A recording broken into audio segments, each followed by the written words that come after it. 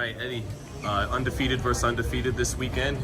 Conor Benn headlining, but just throwing a fastball your way, man. Is there any disgrace attached to the main event because he isn't cleared? He hasn't been cleared as recently as November to Conor Benn. Of course he's cleared.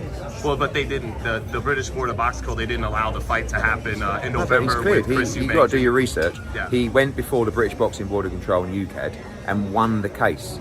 So he was suspended, and they turned around and they said, "You've won the case.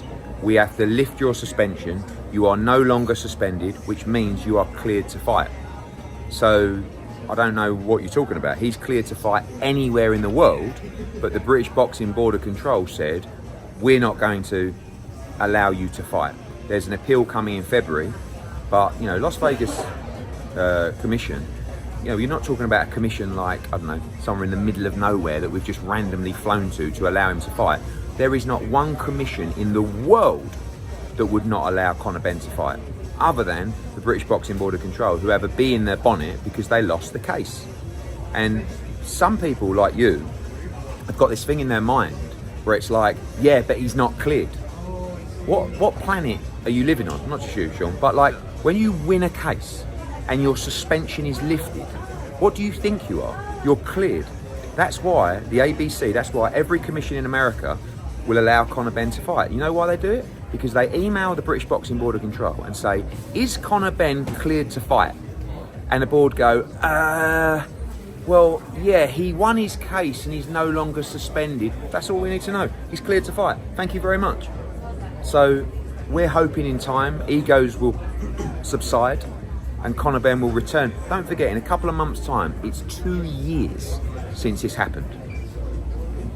The whole thing is madness. So, you know, luckily for Conor, he headlines in Las Vegas.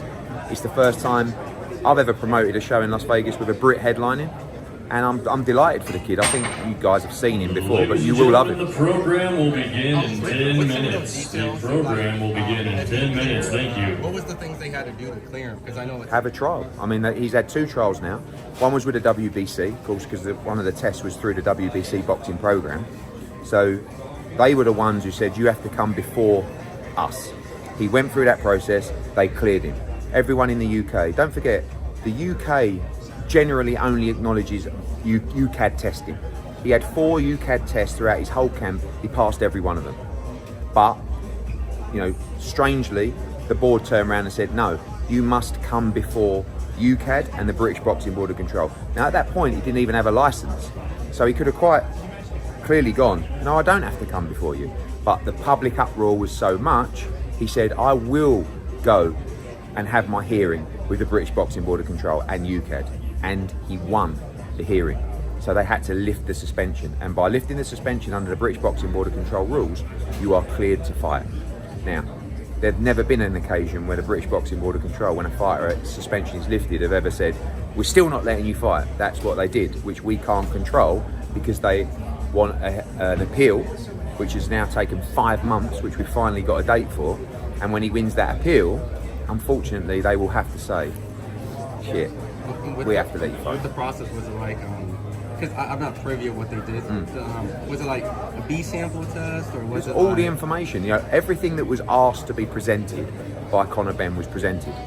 So I wasn't on that in that hearing. I don't know all the documents that were, but you have to go and answer all the questions from, though, you know, in that case, the WBC, UCAD, the British Boxing Board of Control, and he did that. And he did. Don't forget, he wasn't licensed by the British Boxing Board of Control, and still chose to go in front of them and won. So I don't know what more you can keep doing, but sooner or later, whatever you think, after 2 years, like, you know, at what point do you just say, fuck, like, he's done everything that's been asked of him, but this is an important fight for him because there's a lot of emotion. You've seen, like, I don't know if you saw his Ariel Helwani interview, like, it's a bit close to fight night to be breaking down and stuff like that, but this is an emotional kid. You will love watching this kid. He will go in there on Saturday, and by the way, he needs to destroy Dobson, because we can't sit here and talk about Crawford and Boots and then you go and struggle against Peter Dobson, who's a good fighter, 15, 16-0, light middleweight, but nowhere near the levels of the names that we're talking about. So You will really enjoy when that bell goes on Saturday. I wanted to circle back just because of how the interview started. You gave us basically an update and a rundown on what's been going on with Conor, obviously outside the ring.